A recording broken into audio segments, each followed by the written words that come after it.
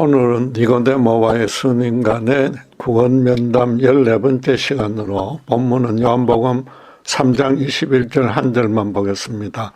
3장 21절 제가 봉독하겠습니다. 진리를 따르는 자는 빛으로 오나니 이는 그 행위가 하나님 안에서 행한 것임을 나타내려 함이라 하시니라. 밤중에 몰래 찾아온 니고데모와 예수님의 영적 상담은 본문 말씀으로 끝이 났습니다. 그런데 요한이 기록한 결론을 보면 아쉬운 점이 하나 있습니다. 주님의 가르침에 대한 당사자인 니고데모는 물론이고 제자들의 반응에 대한 설명이 이런 방구도 없다는 것입니다. 제자들이 구원에 관해서 비슷한 가르침을 이전에 받았기에 굳이 반응하지 않았다고 해석할 수는 없습니다. 만약 그랬다면 다른 복음서도 이 중요한 내용을 어떤 방식으로든 언급해야 하나 침묵하고 있기 때문입니다. 물론 밤중에 혼자 몰래 찾아와야만 했던 니고데모의 처지를 감안해서 조용히 지켜만 봤을 수는 있습니다. 그러나 그가 돌아간 후에라도 말씀이 어려움으로 풀어서 설명해 달라고 주님께 요청하지 않았습니다. 정작 면담을 요청한 니고데모마저 아무런 대답도 하지 못한 채 돌아갔습니다. 결국 주님과 직접 질의응답한 니고데모나 그 자리에 동석한 제자들이나 면담을 기록한 요한 모두가 생전 처음 듣는 충격적인 가르침이라 완전히 꿀먹은 벙어리가 되었다는 뜻입니다. 요컨대 면담이 끝났을 때 실제로 아무도 아무 말도 하지 않았기에 요한으로서는 면담 내용 외에 기록할 거리가 없었던 겁니다. 그렇게 곤혹스러운 상태로 면담은 끝났지만 니고데모를 포함해 그 자리에 참석한 모든 이들은 오순절에 성령을 받고서 주님이 가르치신 의미를 깨달았을 것입니다. 거기다 요한이 이보다 한두 세대 후에 이 복음서를 저작할 때는 사도들이 그 깨달은 바대로 많은 이들에게 가르쳤을 것이므로 굳이 추가할 내용도 없었을 것입니다. 그 자리에서 아무도 즉각 반응하지 않았던 이유가 면담의 전체 내용도 그렇지만 특별히 주님의 마지막 말씀에 모두가 말문이 막혔다고도 볼 수 있습니다. 그렇다면 신약 성경을 통해서 주님의 가르침을 종합적 체계적으로 배울 수 있는 오늘날의 신자로서는 모두를 얼어붙게 만든 이 마지막 말씀이 의미하는 바도 정확히 알 수 있어야 할 것입니다. 모든 문학 작품이 그러하듯이 성경 기록도 마지막 말씀에서 전체 내용을 한마디로 줄이거나 가장 중요한 주제를 다시 강조합니다. 실제로 이 말씀은 니고데모가 가장 궁금해했던 내용에 대한 주님의 최종적이고도 결정적인 답변입니다. 신자라면 주님의 이 최종 결론을 자신의 삶에서 가장 우선적으로 적용 실현해야 하는데 안타깝게도 이 면담이 아무런 반응 없이 끝났다는 사실조차 미처 깨닫지 못하는 것 같습니다. 본문의 뜻을 정확히 알려면 앞뒤 문맥의 흐름부터 살펴봐야 합니다. 바로 앞에 18절에서 20절은 불신자에 대해서 정죄하는 내용이었는데 간략하게 다시 정리해 보겠습니다. 예수님은 당신이 초림하신 목적이 심판이 아니라 구원하러 왔다고 했습니다. 그렇다고 심판이 없는 것이 아니라 구원받지 못한 자는 자연히 심판받는 것입니다. 그래서 당신을 믿으면 영생을 얻고 믿지 않으면 형벌을 받는다고 선언했습니다. 그리고 나서 믿지 않는 불신자에게 하나님이 굳이 추가로 형벌을 가하지 않는다고 했는데 구원에서 누락된 것만큼 더 큰 벌은 없기 때문입니다. 그렇다고 불신자들이 수단 방법 가리지 않고 재물과 권세를 쌓고서 떵떵거리며 살다가 아무 일 없이 편안하게 죽는 것은 아닙니다. 하나님이 인간을 당신의 형상을 담게 지었기에 아무리 원죄로 타락했어도 죄를 지으면 수치심과 죄책감과 두려움이 필연적으로 따라오기에 그 본인은 아주 괴롭습니다. 남들 앞에 태연한 척해도 자기가 올바른 길을 가지 않고 있다고 스스로는 알기 때문에 절대로 마냥 즐겁지는 않습니다. 거기다 사탄의 노예가 돼서 하나님을 부인 대적하는 바람에 죄에 내재된 부정적인 영향과 폐해로 인해서 불신 세상에는 참혹한 분쟁과 살육이 끊이지 않습니다. 한마디로 하나님이 굳이 따로 엄중한 형벌을 가하지 않아도 이 땅에서부터 이미 그분의 심판을 받고 있는 것입니다. 궁극적인 지옥 심판이 닥치기도 전에 요즘 세상 형편이 돌아가는 것을 보다시피 사실상 그들의 삶은 지옥과 거의 다를 바 없습니다. 불신자의 이런 정죄에 대조되는 맥락으로 신자가 하나님께 받을 보상을 설명한 것이 본문입니다. 마찬가지로 단순히 죽은 후에 천국이 아니라 이 땅에 살아있을 때 받는 축복을 말합니다. 불신자와 경우와 비교해서 정반대되는 의미입니다. 불신자에게 따로 형벌을 가하지 않아도 예수를 믿지 않는 것 자체가 이 땅에서부터 받은 정죄라고 했습니다. 하나님과의 관계가 단절된 상태로 살아가기 때문입니다. 그 반대는 하나님이 신자에게 따로 상급을 주지 않아도 예수님을 믿은 것 자체가 인간으로서 이 땅에서부터 받을 수 있는 최고의 복이라는 겁니다. 주님은 신자에게 추가로 주는 보상에 대해서는 본문에서 침묵하신 반면에 진리를 따르는 자는 빛으로 온다고 합니다. 하나님과 깨어졌던 관계가 회복되면서 거룩한 삶을 살 수 있다는 뜻입니다. 예수를 믿어서 신자가 되었다는 이 첫째가는 축복을 삶에서 제대로 실감하지 못하는 자가 많습니다. 그 전에 교리적, 지식적으로 제대로 정리조차 되지 않는 신자는 더 많습니다. 실제로 예수님을 구주로 영접하는 순간 신자는 하나님의 친자녀가 되고 영원토록 그분의 사랑 안에서 살아가게 됩니다. 신자라면은 그 전에 누리기는커녕 알지도 못했던 하나님의 완전한 사랑에 거하고 있다는 사실을 실감나게 체험해야 됩니다. 믿음 생활은 그래서 자기는 이전과는 완전히 다른 사람이 되었다는 확신에서부터 시작합니다. 하나님과의 개인적인 관계에서뿐만 아니라 세상 사람들과 더불어 살아가는 현실의 모든 차원에서도 자기 정체성이 정반대로 뒤집어진 상태로 살아가는 것이 믿음입니다. 그 신분이 사탄의 노예에서 하나님 나라의 백성으로 정반대가 된 것입니다.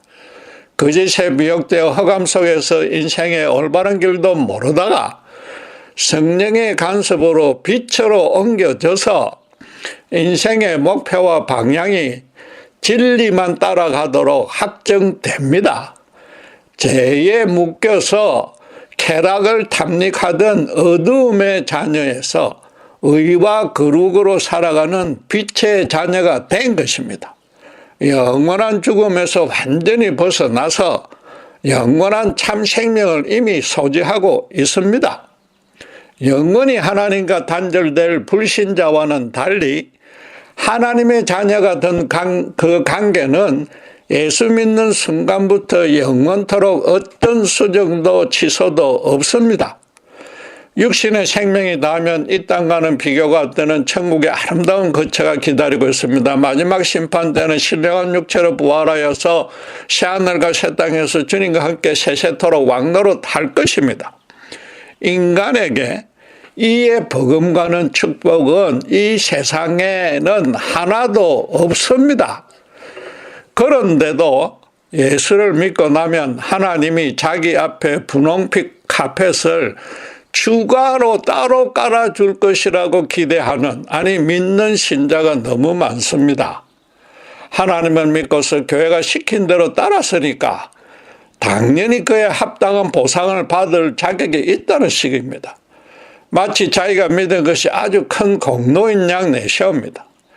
자기가 바라는 바가 세상에서의 형통과 출세뿐이거나 최소한 무사무탈만 바라면서 하나님의 능력을 빌릴 궁리만 합니다.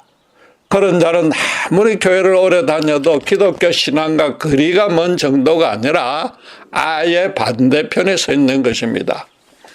물론 예수 믿으면 죽은 후에 천국 입성만이 아니라 이 땅에서부터 받는 실제적인 보상도 있습니다.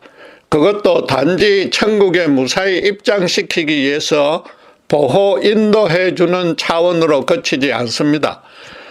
불신자에게 하나님이 직접 내리는 심판이 따로 없어도 그들이 짓는 죄악으로 인해서 이 땅에서부터 부정적이고 파괴적인 결과를 맞게 됩니다. 마찬가지로 정말로 신자답게 살아가면 하나님이 굳이 따로 보상해 주지 않아도 그렇게 거룩하게 살아가는 삶에 반드시 긍정적이고 생산적인 열매가 맺힙니다.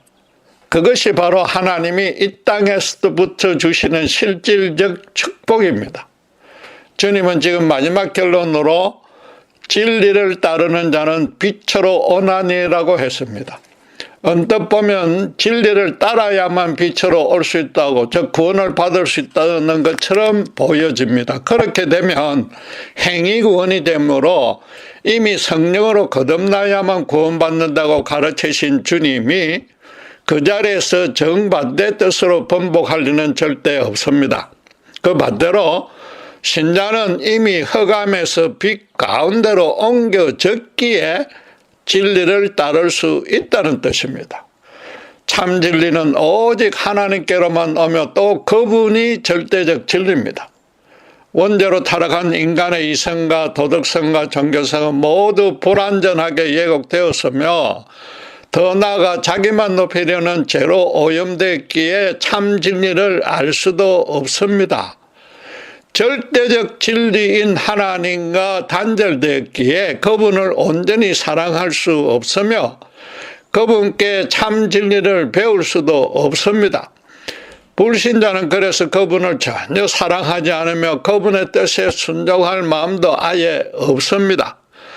신자는 그와 정반대가 되었기에 하나님을 진정으로 사랑하게 되고 그분의 진리도 기꺼이 자발적으로 따르는 자인 겁니다. 주님은 지금 앞에 말씀이 행위 구원이 아니라는 뜻으로 이어지는 말씀에서 확실하게 밝혀놓았습니다. 그 행위가 하나님 안에서 행한 것임을 나타내려 함이라고 했습니다.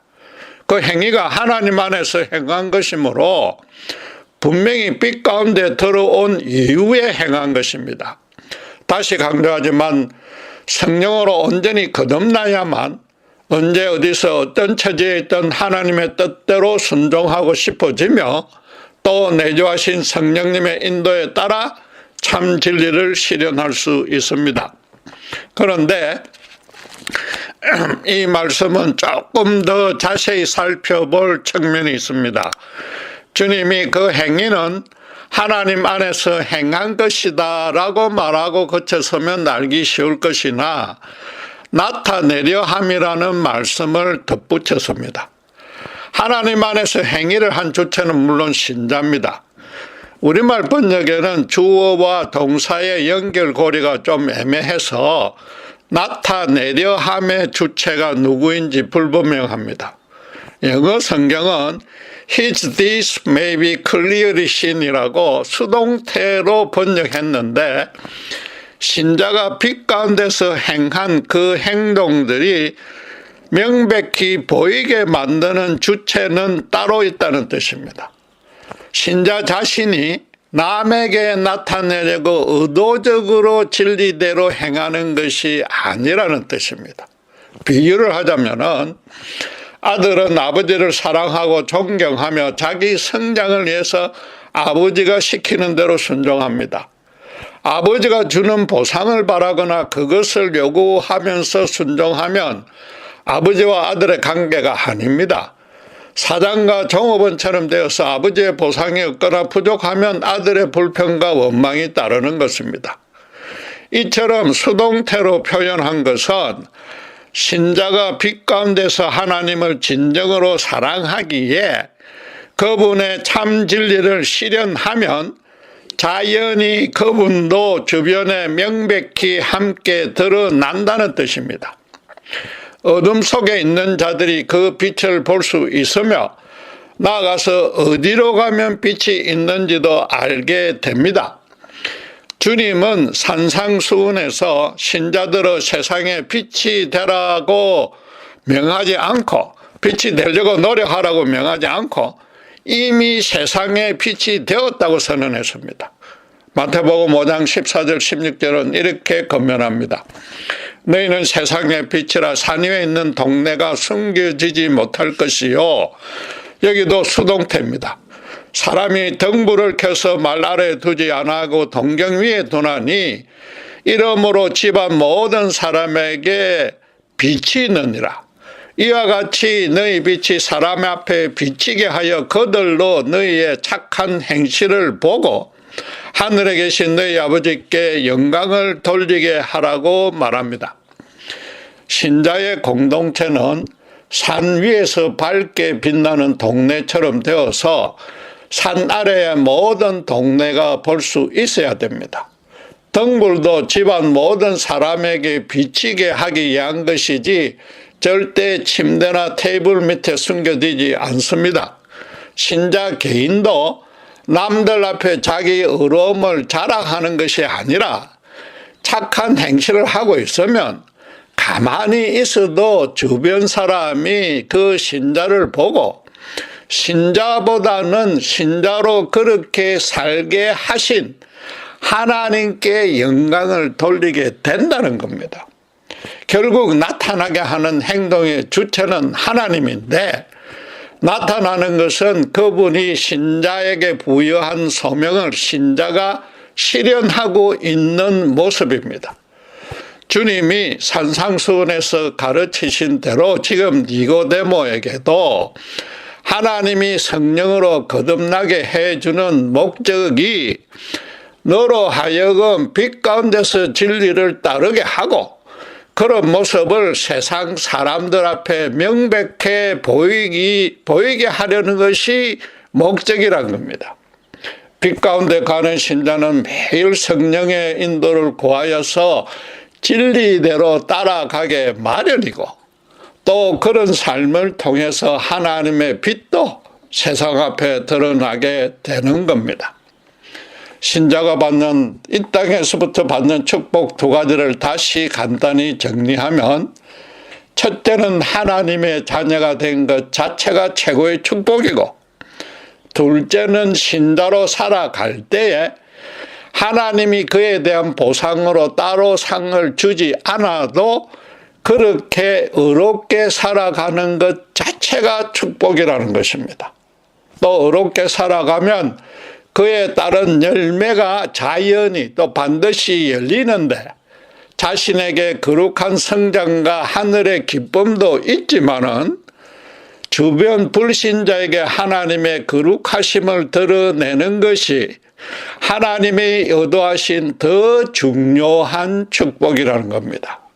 솔직히 따져서 서두에 말씀드린 대로 많은 신자가 이런 삶을 살기는커녕 이런 원리도 잘 모르고 있습니다.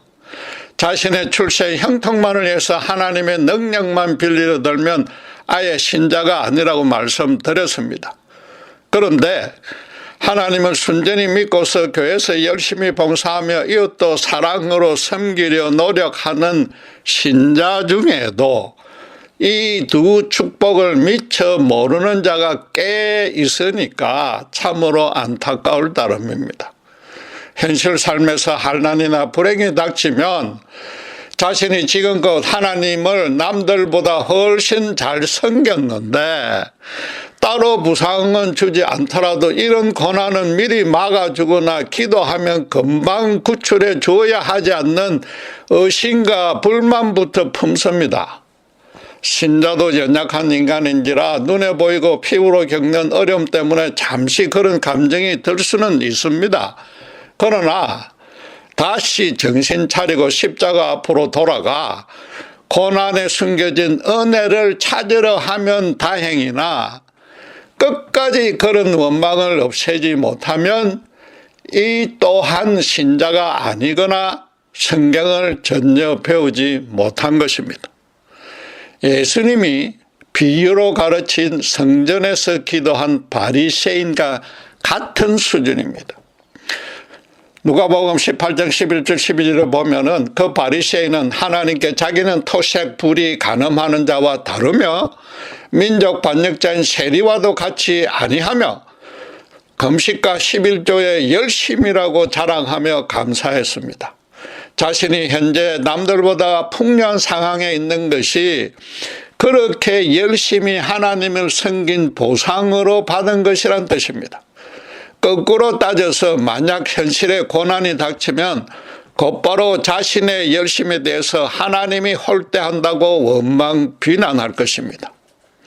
평소에 아주 경건한 장로가 어쩌다 암에 걸리거나 그 자제가 큰 문제라도 일으키면 교인들이 뒤에서 하나님께 벌을 받았다고 수군댑니다. 그 장로가 교회에서 그 바리새인처럼 겉으로는 의로운 척했으나 실제로 여러 잘못을 범했으니까 하나님이 벌을 내린 것이라고 믿기 때문입니다. 물론 실제로 죄를 반복해서 짓고도 제대로 회개하지 않으면 하나님은 당연히 그에 합당한 징계를 내립니다. 그러나 현실적 형통이 하나님께 충성한 정도에 비례해서 받는 축복이고 현실적 고난이 불순종한 정도에 비례한 형벌이라고 여기는 신앙이라면은 그건 완전히 잘못된 것이란 말입니다. 하나님의 역사가 결과적으로 그런 모습으로 나타날 때도 있지만은 하나님의 뜻에 따라 진리를 실현하는 그 자체가 최고의 축복이라는 인식이 전혀 없기 때문에 이 또한 기독교 신앙의 반대편에 위치한 것입니다. 바리새인인 니고데모와 유대인인 제자들이 면담이 끝나고 나서도 꿀먹은 벙어리가 된 이유도 자기들이 지금껏 갖고 있던 신앙관과는 너무 다르고 반대라서 충격을 받았기 때문일 것입니다. 불신자에 내릴 정죄가 당신을 믿지 않는 것뿐이고 신자가 받을 축복도 믿은 것 말고는 사실상 따로 없다고 말씀했으니까 그들로서는 얼마나 그게 실망이 되었겠습니까?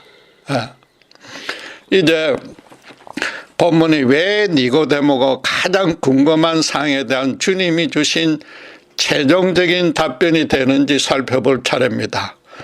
그가 주님을 찾아온 이유는 한마디로 구원의 길을 알려는 것이었습니다.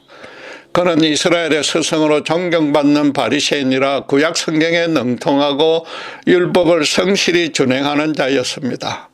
틀림없이 구제도 열심히 행하며 많은 이로부터 의로운 사람이라는 칭찬도 받았을 것입니다. 성경의 이유 기록을 보면 당시의 다른 가난이나 바리새인과는 달리 아주 온유하고 합리적인 인물이었습니다. 그런데도 구원의 길을 알고 싶다는 뜻은 아무리 율법을 성실히 준행했어도 자신이 하나님의 자녀가 되었고 죽은 후에 천국에 입성한다는 확신이 없었던 것입니다. 그가 사람이 죽으면 음부에서 마지막 날까지 자다가 의인은 그때 부활한다는 유대교적인 사상을 가졌다 쳐도 그 마지막 부활에 자신이 참여할 수 있다는 자신이 서지 않았던 것입니다.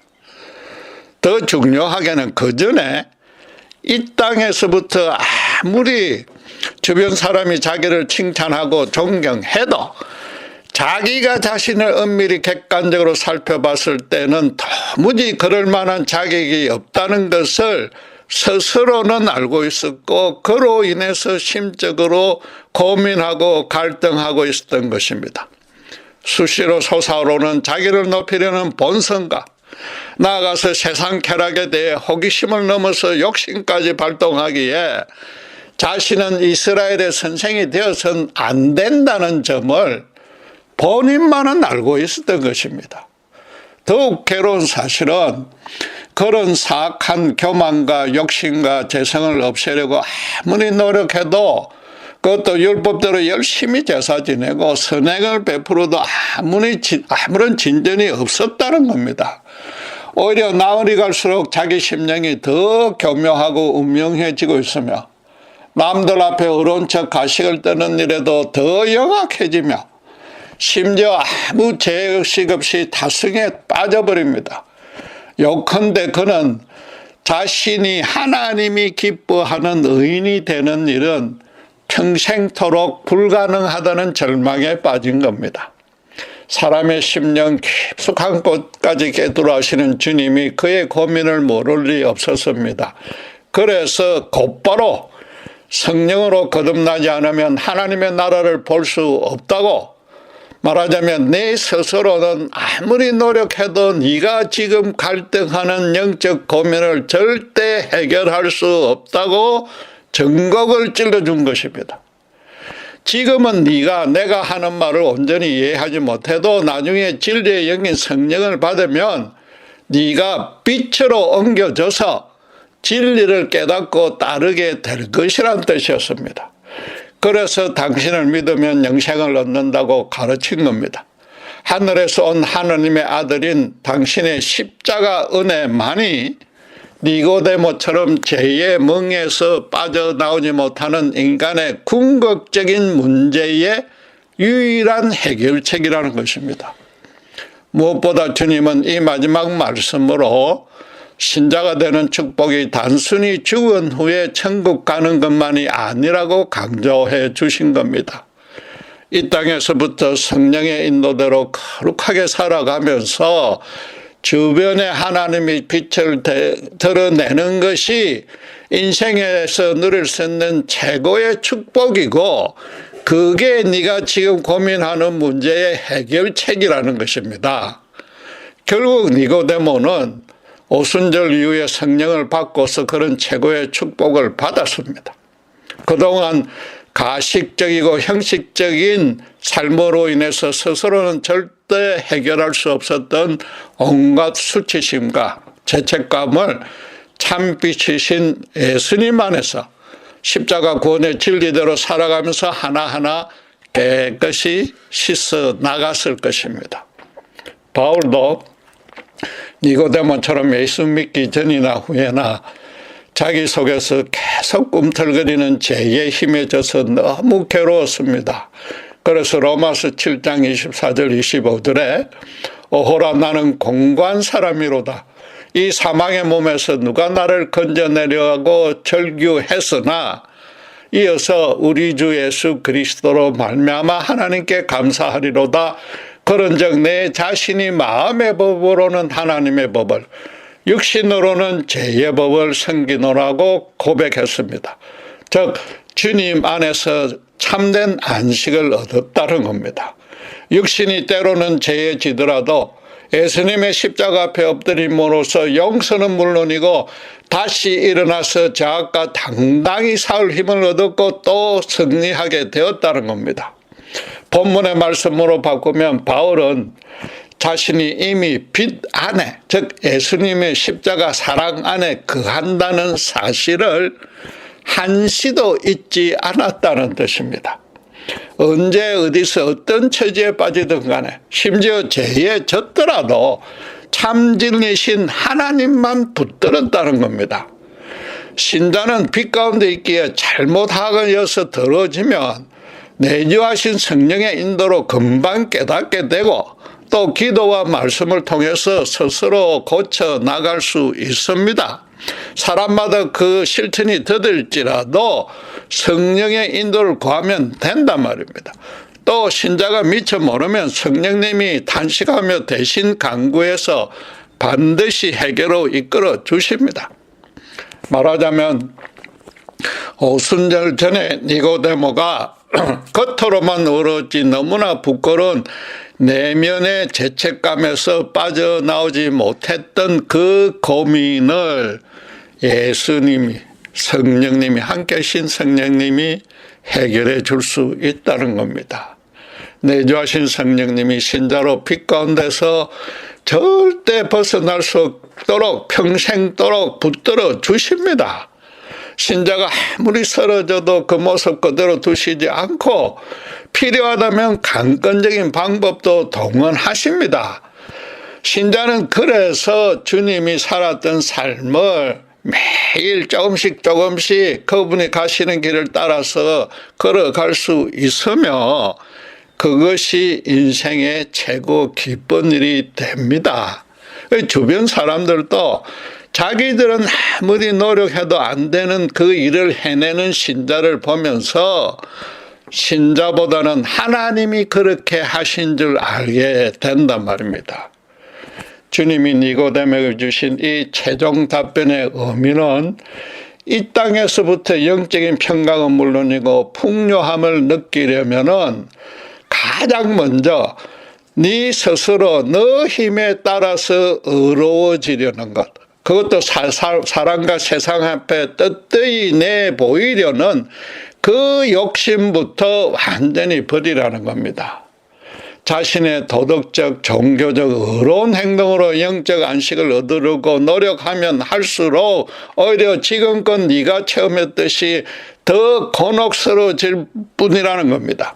대신에 앞으로 너에게 내주해 주실 성령이 너로 날마다 기도와 말씀으로 당신과 교제하게 해줄 것이며 또 그럼으로써 세상이 줄 수 없는 기쁨과 평강을 누릴 수 있게 된다는 겁니다.